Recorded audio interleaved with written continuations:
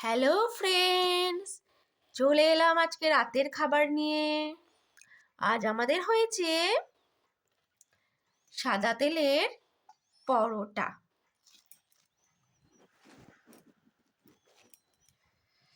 আমি এখানে 3টে পরোটা দিলাম।